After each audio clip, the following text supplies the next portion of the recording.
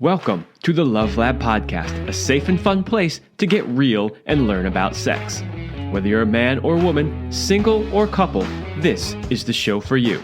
I am your host, Kevin Anthony, and I am here to guide you to go from good to amazing in the bedroom and your relationships. All right, welcome back to the Love Lab Podcast. This is episode 299. Only one episode away from 300. I am excited about that.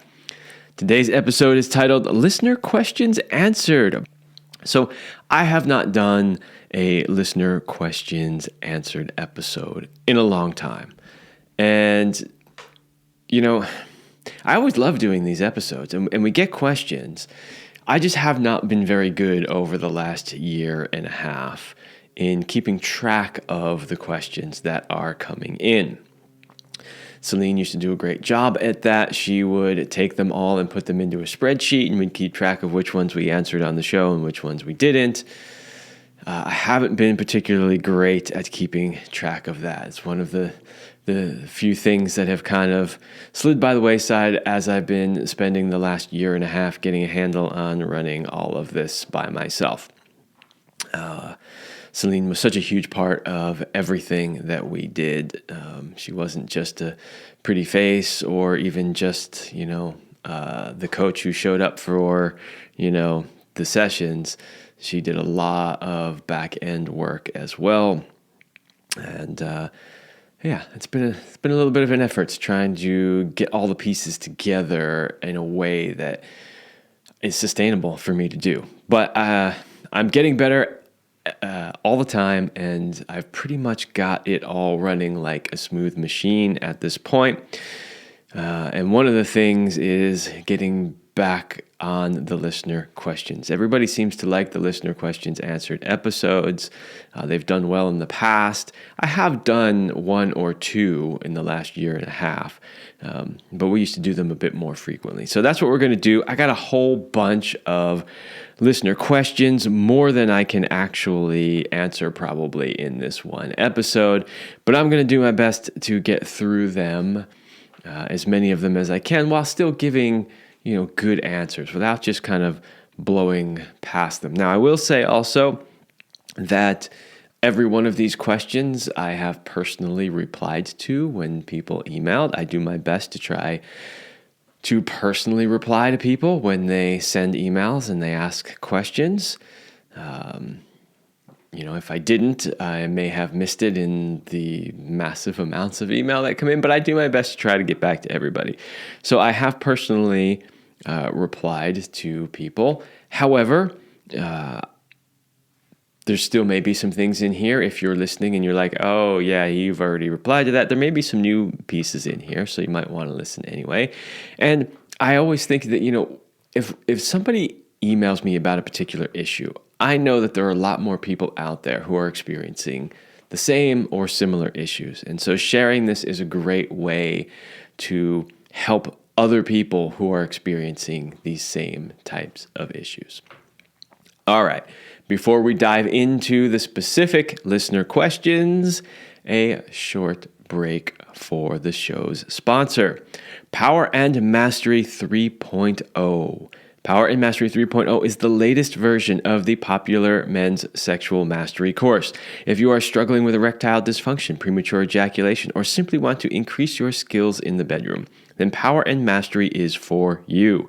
Join the exclusive club of men who have taken their sexual performance into their own hands and become sexual masters. Mastering your sexuality is a key component to becoming the man she has always dreamt of and craves. Don't leave your sexual performance up to chance or the throw of the dice. Become a sexual master today by going to powerandmastery.com and joining the exclusive club of men who have taken their destiny into their own hands. That's powerandmastery.com. Of course, the link is in the description, so go down there and check that out. All right. Here we go. Question number 1. Can you go over some conversation starters and conversation continuity with mild and moderate, just wanted to get to know you girl kind of talking? So this came in response to a YouTube video that Selena and I did quite a while ago, actually, where we were giving some examples of like sort of dirty talk, things to turn each other on. And so, and this is a recent comment that came up. So this, even though the video was done a while ago, this is a recent question that somebody asked in response to that video. So I'm going to talk about some different ways that you can start conversations with a woman. And what I did was, in researching this, I went out and, there's tons of lists out there on, how to talk to girls or how to talk to women or how to start a conversation. And most of them have pretty much the same types of suggestions. And I went through them. Some of them I think are great, and some of them I thought were really terrible and you should never do. So I went out and basically picked the ones that I thought were good. And I'm going to give you a short list of them here. So the very first one is to simply ask a woman, "Do I make you horny?" Okay. No, don't do that. Do not approach a woman and ask her if you make her horny. Definitely not. But, we got to throw a little humor in there. Thank you, Austin, for that. All right. No, but the first thing on the list is compliment her. Women love to be complimented. Of course, the compliments should be sincere. And, I would say just be cautious. Like, yeah, it's sincere when I walked up to her and I said, "Wow, you have the most beautiful boobs I've ever seen." Like, probably not the best compliment to start with when you're trying to start a conversation with a woman that you don't know. But find something else. It could be what she's wearing. It could be her hair. It could be her eyes. It could be, something that she's doing in the moment that is maybe impressive or something like that. But find a way to pay her a nice, sincere compliment.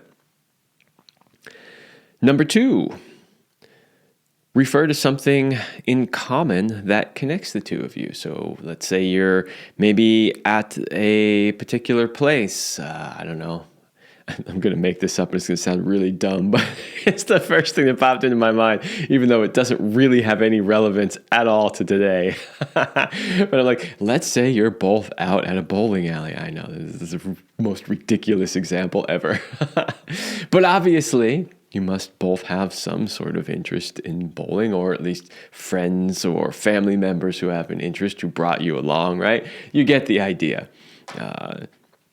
If you're out and about and you're doing something, maybe here's a better example. You run into them at a concert and you both share a like for the band or person that you are seeing here in this concert. So just, make a comment that has something to do with that. And it's a way of establishing rapport. It's a way of, obviously breaking the ice, but it's like an easy conversation starter. It's not challenging in any way. It's not edgy. It's just a way to start a conversation that should be a really easy no-brainer. Similar to that, yet different, is to ask about her interests. So, let's go back to the you're at a concert scenario, and you could simply say, "Oh, is this the kind of music that you really like? Do you see artists in this genre frequently?" Right? That's something that you could do, is asking about her interests. That opens the door to her talking more about what she likes and who she is. I did an episode on this podcast not too long ago called 12 Questions for Love. And we talked about how to really form great questions. And one of the things that we talked about in that was to not make questions binary. So yes or no. So in other words, if we go back to our concert scenario, Don't just say, do you like this band? That's a yes or no question. She might just go, yep. And then not say another word. Now you're in a really awkward position of like,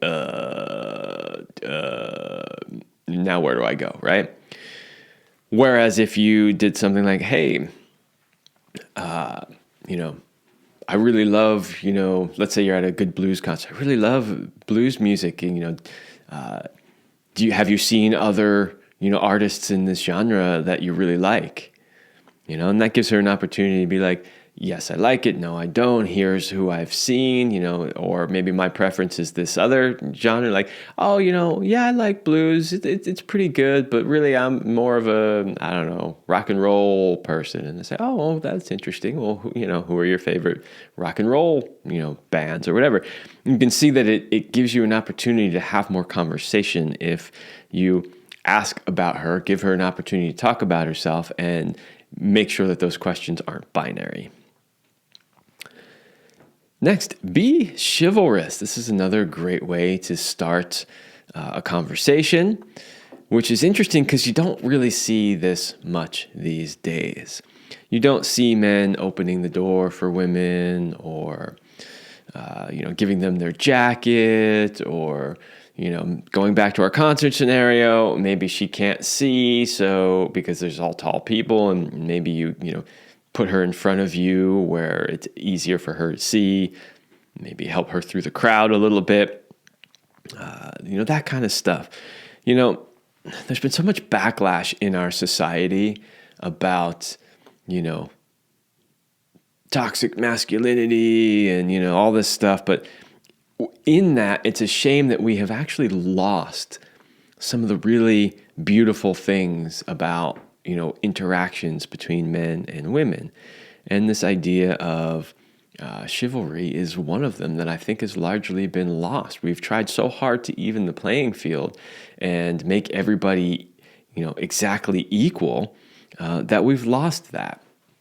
And the reality is that my personal experience, and this is not just with Celine, but more recently with other women too, is that when you do things like that for them, even, the ones that consider themselves really independent, strong women, feminist type of women, well, maybe not the hardcore feminists, but just regular women who consider themselves, more in that camp, they actually do appreciate it and like it when you do those things for them. So that could be a great way to sort of break the ice and start a conversation as well. Next one on the list, ask for her suggestion. So maybe you're at a restaurant or a bar or something like that. It's a very common place for people to go to meet other people. You might ask her, hey, have you been here before? And if so, what do you recommend on the menu? Just, asking for a suggestion or, really any type of suggestion. But then you can build off of that and establish more of a conversation. And then the last one, a comment on something going on around you. So a scene that's happening, architecture, whatever it is. So those are some examples of ways that you can easily start a conversation. These are things that will not cause women to necessarily put up their guard immediately. They're pretty easy entry points for conversation. And as always, don't be creepy. That's like, I think, an obvious one, but don't be creepy. Don't be pouring your sexual energy all over them. I don't care how desperate you are. I don't care how long it's been since you've had sex. Like, don't be like pushing, just, projecting all of that sexual energy on her. Keep that contained to yourself. Be polite, be genuine, right? So do all of those things and you will help her feel safe, you will help her lower her guard, and you will invite and allow her to lean in a little bit and open up a bit about herself. So those are some ways that you can start a conversation. And, the question was, go over some conversation starters and conversation continuity. I didn't really talk so much about the continuity part, but the continuity part is in how you ask the questions and leaving it open so that the conversation can continue. So rather than just, short, binary yes, no type questions, keeping those questions more open will allow that continuity to continue. All right. The second listener question is, I would like to see you do a segment on how to solve the issue of trying to have pleasurable sex when your partner has a large cock and you have a small vaginal opening. I have seen many posts from both men and women asking for help with this issue because it can make trying to have intercourse very painful, and unfortunately most lubricants miss the mark. Okay. Selena and I did do a video on this quite a while back. It was 5 tips for men with a large penis or something like that. I'm going to give you those 5, but I'm also going to give you a couple of extra things here that were not in that original video. That original video was really aimed at men and what men with large penises can do, but I'm going to add a few things to specifically for the ladies and what they can do. So let's start with number 1. You have to make sure that she is fully engorged, fully turned on, and lubricated before penetration. So if you have an abnormally large penis, it's going to take more time. You're going to have to invest more time in the foreplay because she's going to need to open more. She's going to need to be able to relax more so that she can open more.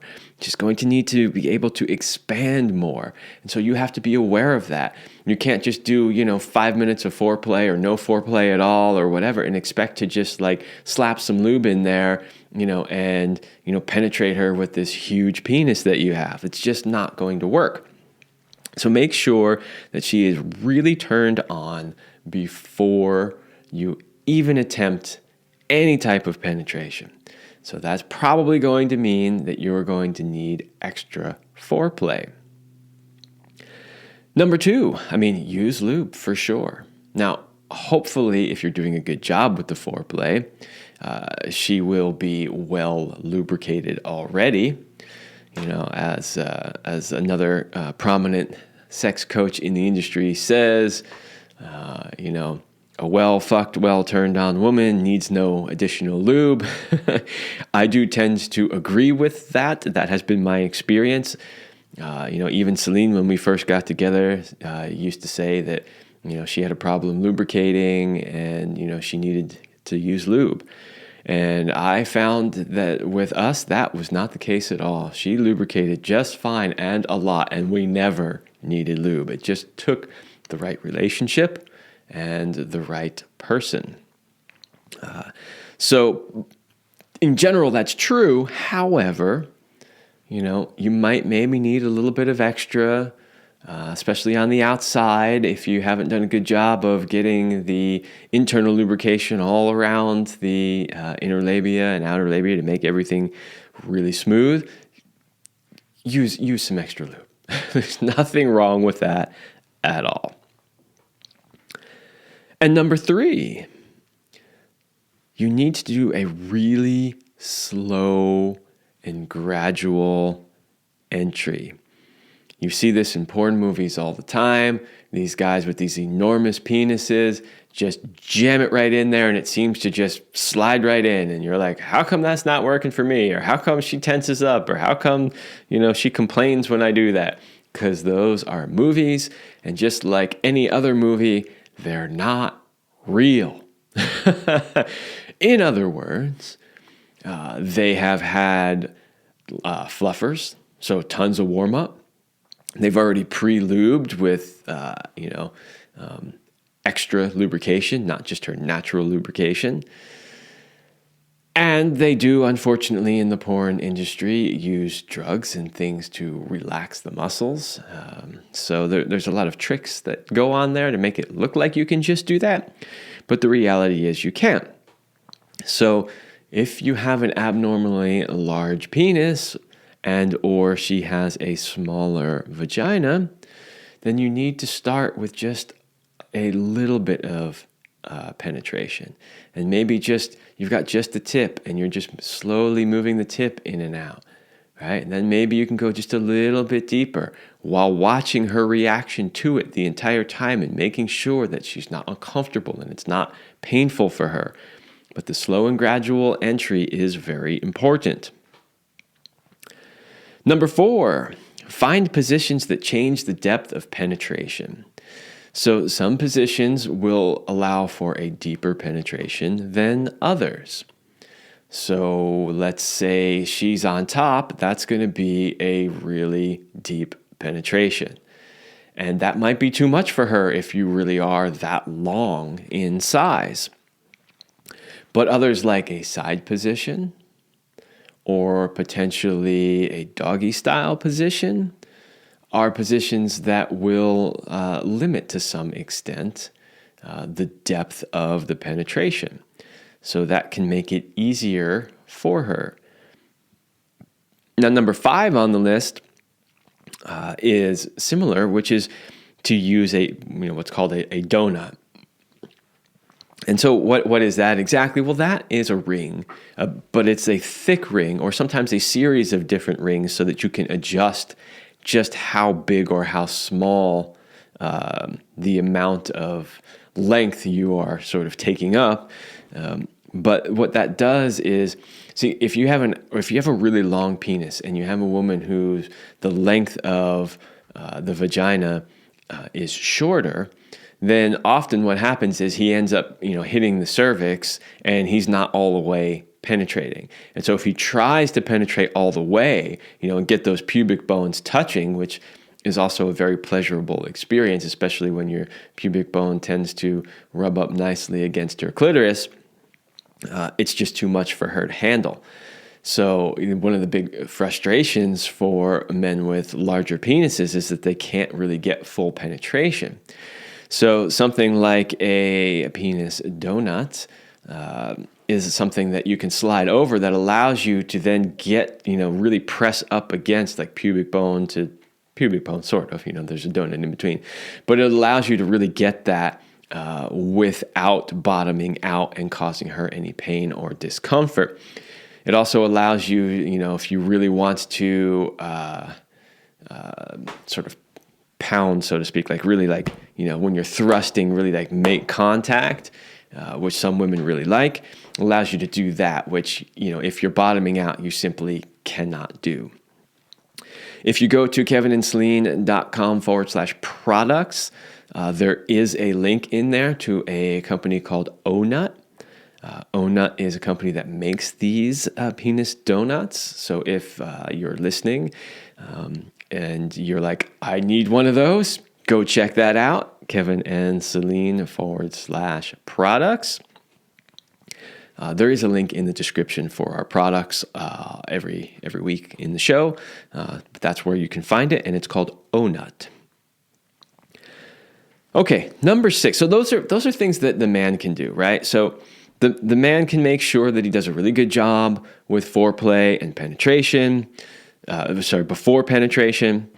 He can use extra lube, but he can go really slow and gradual when entering. He can change the position to minimize the depth of the penetration. He can use a penis donut. So those are all things that he can do to make it easier for her to be able to take in a very large penis and have it be enjoyable. But I want to talk about 2 things in particular that maybe women can do. So one of the things that this particular listener/viewer said was that she had a small vaginal opening. Now, I have no doubt whatsoever that vaginal openings come in a wide range of sizes. And in their default position, some will be smaller, some will be bigger. There's no doubt about that. So I just want you to know I'm not questioning that at all. But what I will say is that vaginas have the ability to expand. Think about this. They can expand big enough to birth a child. Now, I know what you're saying. There are chemicals produced during labor that allow that to happen. Yes, that is true. Those chemicals also work on other parts of the body. There are also changes to the bone structure in the pelvis to allow that to happen that are, chemically induced naturally, like part of the body's process of birthing a child. But I will say this also, is that if you really relax your vagina, if you feel really safe and really turned on and really focus on relaxing your vagina and allowing it to expand, it should be able to expand large enough to accept pretty much any size penis. I mean, there are penises and then there are really big penises, but even the really big ones, they're not that much bigger. I mean, yes, they can be. Obviously, they can be longer, they can be thicker. But what I'm saying is they're not so big that your average vagina can't expand enough to receive them. My guess is if you're having difficulty expanding enough to receive them, that there's something else in the way. Part of it could simply be the anxiety of, oh, this is going to hurt, that's causing you to tense a little bit. Part of it could be maybe you don't feel really safe with that particular partner. But I would say that if you are a woman and you're feeling like you just can't expand big enough, I would say, okay, what is going on? What is in the way? What is preventing you from really relaxing into the full expansion that is possible with your vagina? And that could be lots of things. There could be trauma, stuff that has nothing to do with that relationship whatsoever. It could be, past experiences with large penises. Could be you don't feel particularly safe with that particular partner.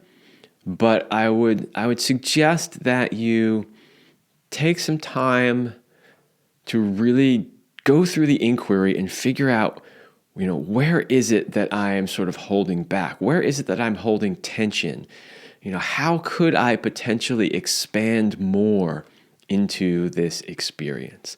And I think if you can do that successfully, you'll be pleasantly surprised with the expansion you get and how much better the sex will feel. And lastly, I would say, if you've done all of these things, if he's doing all those things, if you've done your inquiries and you've opened as best as you can, and it's still too much, then you may really just need to find other ways to get your needs met than just penetration. And I know, like, the big issue often is like, women, they sort of yearn to be penetrated. They want to feel filled by you. That is, if they, are turned on by you, attracted to you, want you. And if it's painful, if it's uncomfortable, if it's, just not working, then they're never going to get to their orgasm, and that's going to feel disappointing. So that's where you may need to look for other ways to be able to get to your orgasm. That might mean using toys like wands, potentially vibrators. It might be oral sex. It might be, he learns to master the use of his fingers or his tongue, or other ways to get you, to the beautiful, just earth-shaking, multi-orgasmic bliss that you are capable of having. So do all of those things, and if at the end of the day you still can't quite get there, find some other ways to do it. So there you go. Those are some ways to deal with a partner who has a very large penis. And they're out there. They're definitely out there. It's really up to you whether or not you want to be in a relationship with somebody who has an abnormally large penis. It's kind of funny because, from the man's perspective, all guys are always like, I want the biggest penis I can have. And there's constant discussion about how to make the penis bigger and all this kind of stuff. But the guys who actually have really large penises will be the first ones to tell you it's not all it's cracked up to be. And it comes with some limitations, and some limitations that are not just limitations for her, but for him as well. So be careful what you ask for. As always, you wouldn't want a particularly small penis necessarily, or a particularly large one. Something that's perfectly in the middle that satisfies both of you is probably the best. And at the same time, we don't have any choice over what we're born with. And if we're born with a small penis, we can't really make it bigger. I've done whole shows on that. So you learn to make the best out of what you have. And same thing with a large penis. If you have an abnormally large penis, you can't make it smaller. So you learn to make the best use of it you can. All right. We are halfway through the show, and we've only covered 2 of the questions. That's kind of exactly where I expected to be at this point in the show. So we'll probably get through 2 more, I'm guessing. Yeah, and that'll leave 3 more after that. But I can always do a follow-up episode for any of the questions that I don't get in this episode. But it does mean that we're halfway through, and it's time for a break from the second sponsor. Men, are you tired of falling short both in the bedroom and in your relationship? Do you want your woman to respect you and crave your cock? Do you want to be the man she secretly brags about to all of her friends? What if you could become this man? What if you could not only master your masculine sexuality, but also be the dream man who shows up for his woman in all the ways she desires? What if you could become so irresistible that she becomes addicted to you? If you are ready to become that man, then check out my Become the Man of Your and Her Dreams coaching program by going to kevinandceline.com/go/man of her dreams. And man of her dreams is all one word. That is kevinandceline.com/go/man of her dreams. As always, the link is in the description below.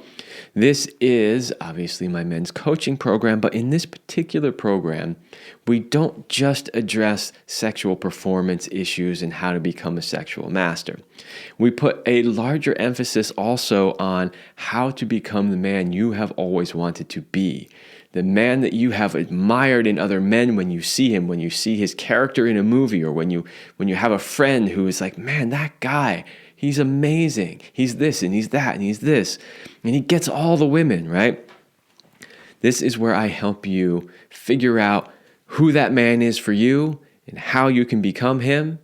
And a big piece of that, of course, is mastering your sexuality. That is all in the Man of Your and Her Dreams program. So check that out at kevinandceline.com/go/man of her dreams.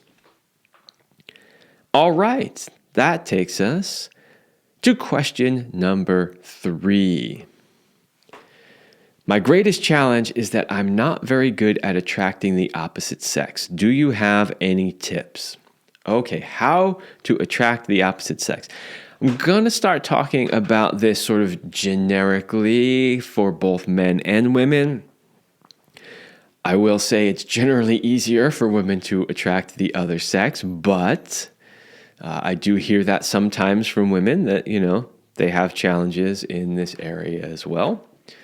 So we're going to talk a little bit generically, and then, of course, there'll be a few things that are specific. Number 1, know what kind of woman or man you want to attract. Okay, this is really important, and it sounds so simple, like, yeah, duh, of course. But the reality is if you want to attract somebody, you have to know what it is they're attracted to. And you can't know what it is they're attracted to unless you know what the type of person is you're looking for. And, I could give many, many examples of that, but let's say the type of woman that you are looking to attract is, a very athletic woman. Well, obviously, a very athletic woman is probably going to be attracted to a man who's also athletic, right? But what if you're not that guy? What if you're more of kind of like a round couch potato who doesn't really exercise or do anything? There's probably going to be a disconnect there, right? So if you are, that sort of round, out of shape, I don't exercise guy, all right, that's a whole other issue. There's a lot we could talk about when it comes to that, self-esteem issues or whatever. But the point is, if you're, watching your favorite movie or TV show, or you're on the dating sites and you are looking at all of these, super fit, with ripped abs women, the likelihood of her being attracted to somebody who's not into health and fitness are kind of low. It's not impossible, but low. And so knowing what kind of woman you are looking for will give you clues as to what it is she's attracted to and what it is you would need to do. So if you're attracted to women who are really super fit, then you would know that, okay, I need to get fit myself. Or I should develop an interest in, working out or fitness or something like that. Assuming, of course, that it's something that, you actually are interested in and something you actually want to do for yourself as well, not just for somebody else. Because if you're doing it just to get the woman, what will likely happen is you'll get the woman, but you won't stick with it. You'll revert back, and then, she'll end up being disinterested and unhappy. So number one is know what kind of woman or man you are attracted to. That gives you a clue as to what they would be attracted to. So once you know who that man or woman is, then the next question is, what kind of man or woman does this person normally date? We just kind of talked about that a little bit a minute ago, but, okay, here's the type of woman I want to attract. She meets this requirement, this one, this one, this one, and this one. Okay. Well, what kind of a man would that type of woman be attracted to? I mean, that's a valid question, right? One way that you can answer that question is to look at women who meet your criteria, who are in relationship with men, and just see what kind of men do they date. And that gives you an idea of, what it is they would be attracted to. So both of those things, number one and number two, are giving you information that you can then use to do number three on the list. Number three on the list is, how can you become that man or woman yourself? So going back to our fitness example, if you are irresistibly attracted to, really fit women, how can you become the man that she would be interested in? What can you do to get there? Now, of course, inevitably, there's going to be a bunch of people who comment on this and say, just have a big wallet, or just have a strong wallet, or they do something like that, meaning that all you need is money. That really is not true. Yes, some women are superficially attracted to money, but those don't tend to be very deep, very loving, or long-lasting relationships. If you are looking for a deep, loving, and long-lasting relationship, you're going to need more than just money. The idea here is, though, you want to become the man or woman that this person would be attracted to. So I'll give you another example, but I'll flip it around the other way from the perspective of the woman. Let's say you see a man. He is a successful man in his own right, maybe wealthy, maybe not, but he knows what he wants. He goes out and he gets it. He's very much in his masculine energy, but also in his masculine energy, say, in a healthy way, not sort of an old school macho asshole masculine. What kind of a woman does that man want to be with? Well, this is a hypothetical situation, but most likely he does not want to be with a hardcore feminist woman who's going to constantly challenge him and butt heads with him.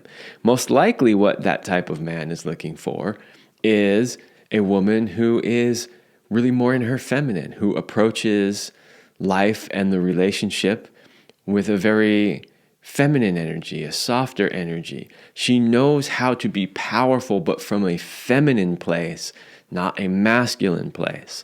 And that's just one example of the things that this type of man might be looking for. But again, if you're a woman and you're looking at like, that's the kind of guy that I want to be with, then you got to look at yourself and go, am I the type of woman that kind of guy would want to be with long term? And be really honest. And if you're like, that's not it, well, then the next question is how badly do you want to be with that type of man? And if you really do, then how can you become that type of woman? A few pointers on doing these things that we've talked about thus far. Number one, be yourself. Super important to just always be yourself. If you are putting on any sort of a facade or a pretense, you won't be able to keep that up long term. Eventually, people will see through it and they will not be attracted. And worse than that, they might actually be angry with you when they find out that you are just playing this role in order to try to get the girl or get the man. So always be yourself. It is the most sustainable and easiest thing to do. Now, if you say to yourself, well, I don't want to be myself because myself is not the type of person that could get that man or woman, then I strongly suggest that you do the interpersonal work to change yourself and become the person who, when they are their natural selves, is the person that they would be attracted to and want.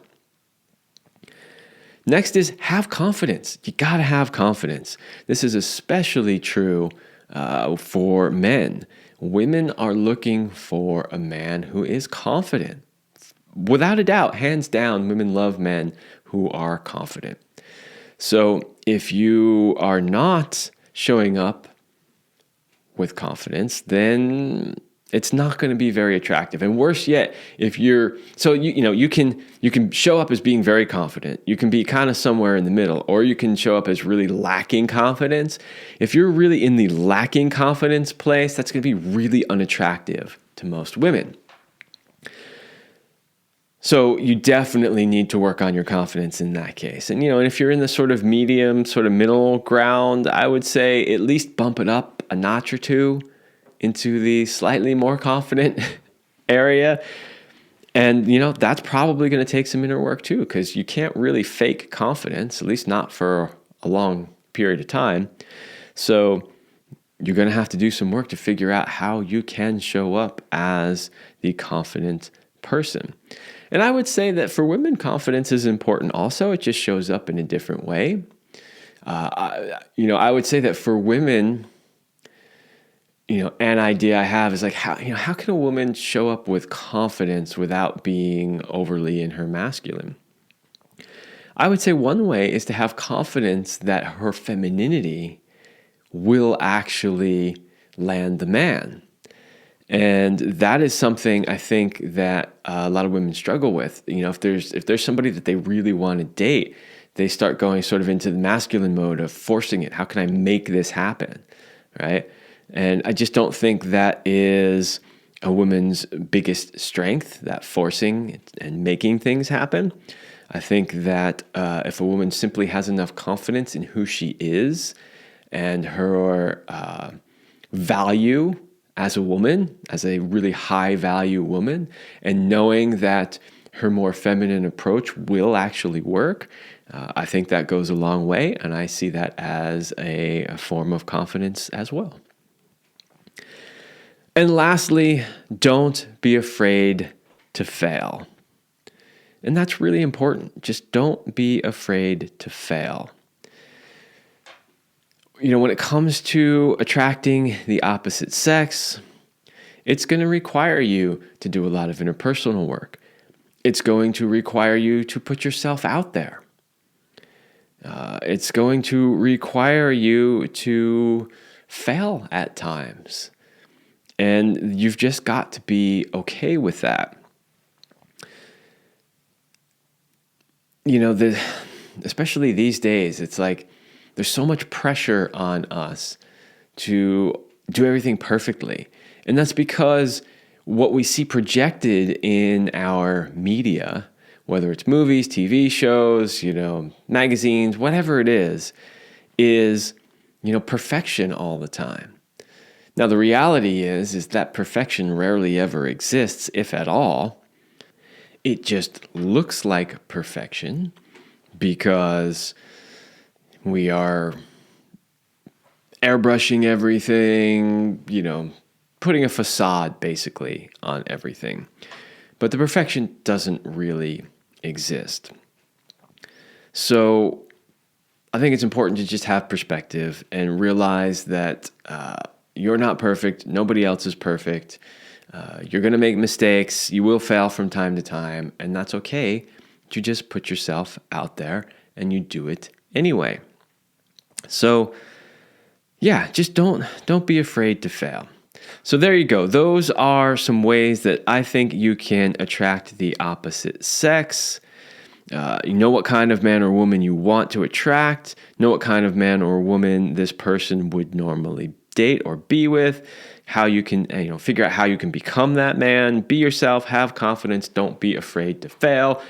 Obviously, there's a bunch of other smaller things in there, like dress nicely, groom yourself, take care of yourself, show up, as if you're a man, a masculine man, or a woman, a feminine woman, assuming, of course, you want to date the opposite sex and have polarity. There's lots of those little things that are important also, but the sort of bigger picture is what we have talked about so far.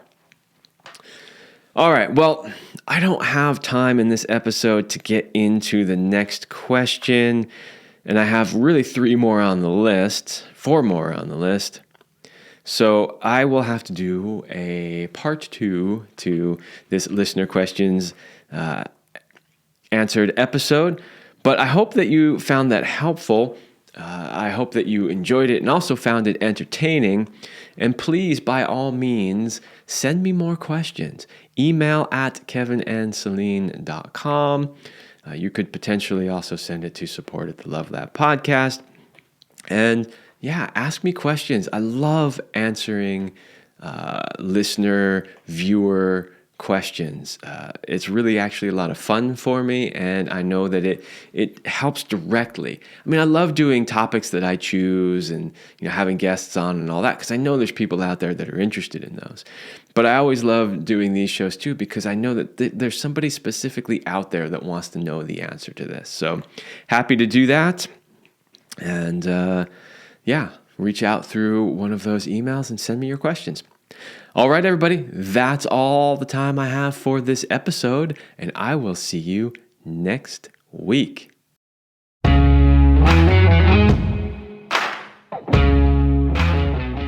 I hope you liked this episode of the Love Lab podcast. If you enjoyed this show, subscribe, leave us a review, and share it with your friends. And for more free, exclusive content, join me in the Passion Vault at kevinandceline.com/vault. That's kevinandceline.com/vault. Thanks for listening, and remember, as Celine used to say, you're amazing.